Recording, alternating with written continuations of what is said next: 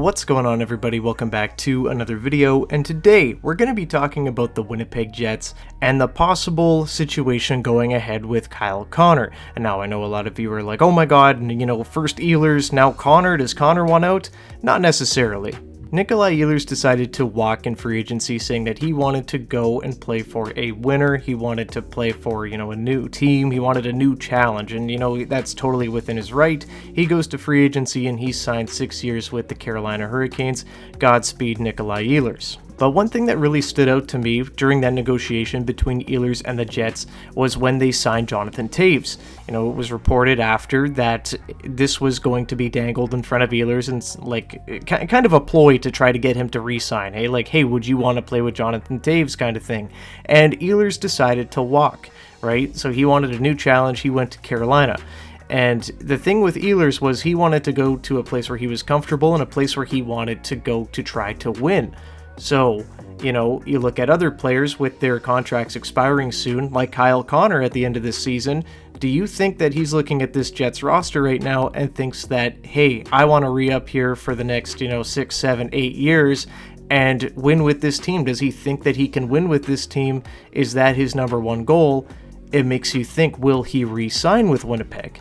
Losing Nick Ehlers to UFA was tough. Obviously, it leaves a pretty big gaping hole that I don't believe is truly filled. But if you lose Kyle Connor, that's a franchise-level sniper, right? That's a franchise-level goal scorer.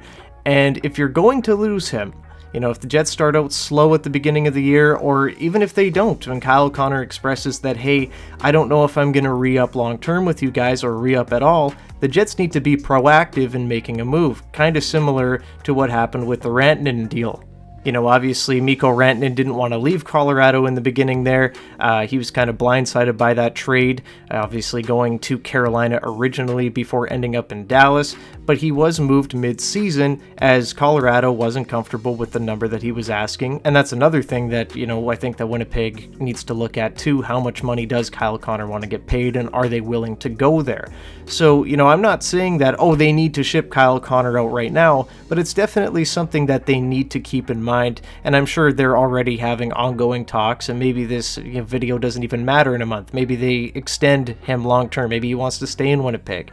But if you go back to that locker room cleanout interview from just this past season after the Jets were eliminated by the Dallas Stars in the second round, he kind of alludes to, hey, I have a family, I have to think about what's best for them. And is that, going back to America, right? Kyle Connor, obviously from the USA. Would he rather go play for, the Detroit Red Wings long term? Would he rather go back home, right? There are some questions here. And I'm not trying to be that guy to be like, oh, well, Ehlers is gone, so, this team sucks. Like, that's not what I'm doing here. It's just, does Kyle Connor want to be here long term looking at the roster the way it is now?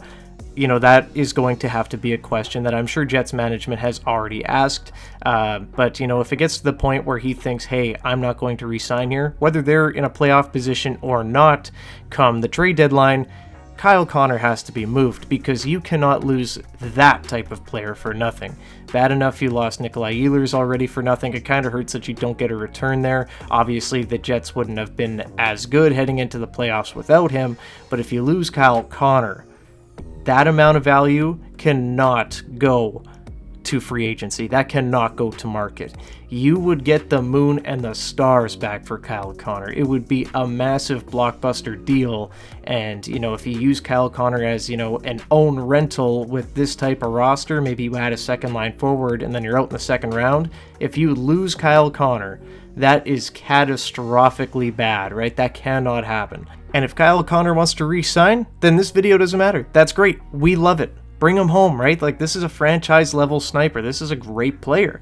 But if there's any doubt that you can't re-sign him by the time, next season rolls around, you have to at least explore other options, because if you don't and you lose this guy for nothing, it really hurts your team now, and it hurts your team, for the next 5 years, 7 years, depending on what the return would be. I would assume that a lot of teams would be lining up for this guy. NHL GMs, they love production. They love goal scoring, right? That's really hard to find in this league. And Kyle Connor has goal scoring, he's got production, he's got speed, he's got it all. He's a superstar. every single team in the league, I'm sure, would be lining up for Kyle Connor. It would be a massive bidding war. And would it reset the Jets? Would it be a little bit of a culture shift? Possibly, right? It would be a little bit of a retool here, as the Jets would be losing, one of their best players, if not their best offensive player. But when you take a look at the lineup surrounding him right now, Mark Scheifele is going to be 33 years old this season, right? And Mark's going to be one of those players that plays at a high level until he retires, but I don't think there's many years of, point per game Scheifele remaining, if there are any more, right? And you take a look at the rest of the lineup, Vlad Namestnikov, Nino Niederreiter, these guys are getting older. Alex Iafallo, Jonathan Taves obviously is 37 years old, going to be 38. How is that going to work out? Gustav Nyquist recently signed. He's, 35, going to be 36 mid-year. You take a look at the back end, Josh Morrissey, right? He's getting up there in age. If they move on from Kyle Connor, if the Jets decide to do a retool, hey, I bet you could get a pretty good deal in return for Josh Morrissey. And you could really flip this lineup. This is an organization that has said they will never rebuild. Why not move these players and, come away with an absolute heist? And especially in this market right now, where when you take a look at the Pittsburgh Penguins, they're really the only team selling.